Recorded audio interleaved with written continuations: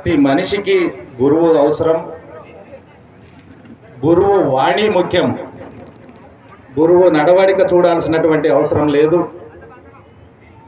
గురువు నల్లగా ఉన్నాడా, ఎర్రగా ఉన్నాడా, తెల్లగా ఉన్నాడా అని చూడాల్సిన అవసరం లేదు.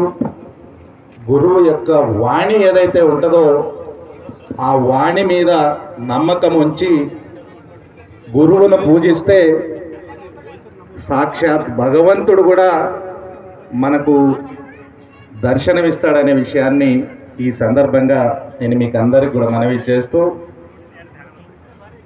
ఈ ప్రపంచంలో ఈ కలియుగంలో ఎవ్వరు కూడా 1000 సంవత్సరాలు బతకరు. 100కు లోపల వచ్చింది.